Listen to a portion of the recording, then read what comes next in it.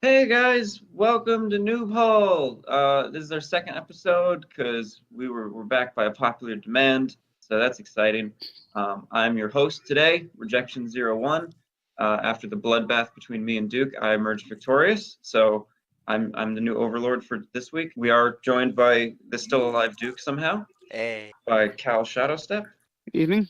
So today we have a very exciting docket for all of the new players out here. We were in a Discord channel earlier today, me and Cal, and we were trying to explain a few of the more intricate stratagems within this game to a new player who is unfamiliar with the terms and is unfamiliar with the way card games generally operate. And a few other players who are more familiar with card games, but not necessarily as familiar with the meta of this game. And a very important concept kept coming up. It was one of value of cards.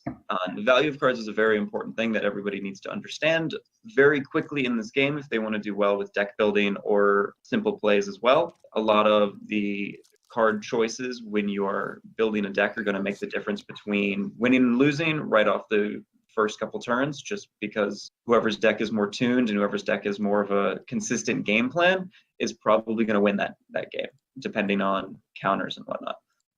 So the first thing we're going to discuss is how to build a decent budget deck, because a lot of new players come in and they either use one of the pre-built decks or they make what they think is a wonderful deck because the cards in it are pretty, and then it crashes and burns and fails, and then they hate the game because they don't know why they can't win. So we're going to try to fix that.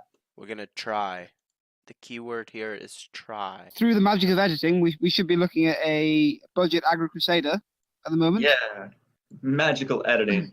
Cal, you're the aggro guru here. 1 second. 1 second. 1 We're second. waiting seconds. And I will cut this out while I go ahead and put it up.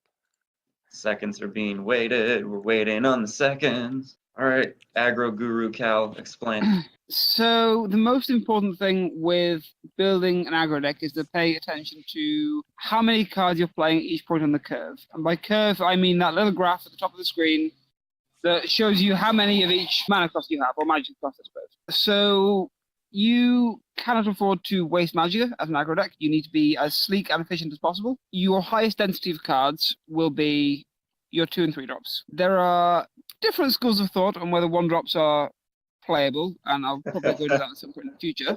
But for the moment, we'll focus on your early game. So as you can see, we have a nice tidy 15 2-drops, which is a little bit on the low average of what I like. I like usually 16 to 18.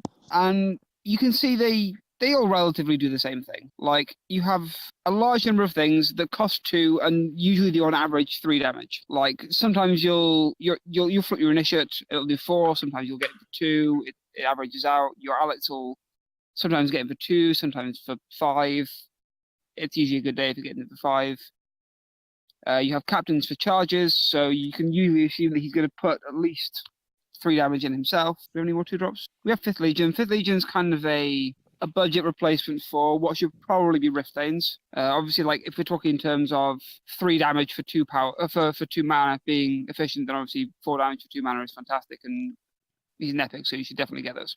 So moving on to 3-drops, you have your charges, which Raiding Party counts as a charge. Battle Rage Orc, obviously. These are going to be your burst. You often won't play these on turn 3 if you can avoid it. You're saving for playing multiple spells later in the game. You have your Mighty Allies and your Mortal Gatekeepers, which are, again, more power than they are mana cost, which is one of the core concepts of being an aggressive deck. You need to be more efficient than the mana that you're putting into it. What else have we got here? Crusader's Assault is a difficult card to play. Even as a budget new player, will take some getting used to. The incentive is to just throw it at whatever and draw cards, but this is not worth it if you're going behind on board, because you need to be able to put pressure on. And then rounding out the top end of the curve, you have Ash Berserkers, which give you a little bit of reach and really have to be dealt with. You don't usually want to play them unless you have a way to turn them on straight away. So if you have a outpost or if you have a captain in play at the same time. Candlehearth is a really just impressive meaty guy. Like, a 2/5 is huge. A 2/5 with charge and guard that protects your captains is ridiculous. Vigilante, you will never ever begin the turn with. She is literally a 5-mana lightning bolt. And Jarl is a bad card but a necessity. These should definitely be either Sharp-Eyed Ashcans or Ulfric's Housecarl for exactly the reason that we're saying. Like, it's a 4-power creature for 6 mana. It just doesn't impact the board.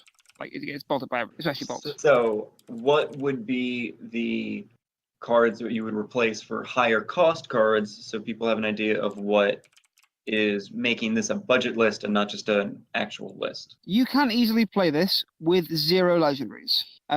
You could play Relentless Rage instead of Fire Imp. Depending on how you feel, you probably either want to play 6 1-drops or 0. So you can take them out. You can take out Battle Rage Orcs. You can take out Triumphant Jarls. And the things you're looking at putting in are the multicolor cards especially. So Rift Thane, Ulfric's Housecarl, and Withered Hand Cultist is the other very important 3-drop because it makes you survive Ice Storm. Yes, it also makes Ice Storm impractical. It does. But realistically, Crusader is one of the cheapest decks to build because you don't need any legendaries. You only need a couple of epics. You could do with some silences. How expensive is this one? Because I do see that it's 53 instead of being the regular 50.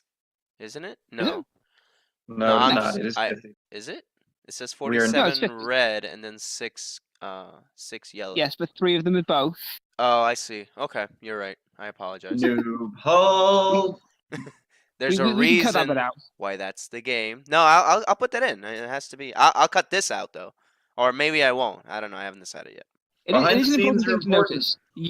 You can't run too many yellow cards because Mighty Ally. If Right. you ever find yourself, if you're only good at maths and you ever find yourself dipping below about 85% to hit a red card, you're playing too many yellow cards. Okay. And playing 100% red is usually the best, assuming some of them are multicolor. So what's the difference in I guess in effectiveness between this and a mono red deck? There is no reason to be mono red. No, or no reason ever. No, the multicolor cards are good. Oh, okay, got it. They're phenomenal. Rift Thane's probably the best 2-drop in the game. Except there's So, no like- Riftane in this one. Well, because it's an epic and we're doing budget. Oh, true. We're trying to stay. Oh, okay. I'm sorry. I spent all my money, so that's why I'm poor.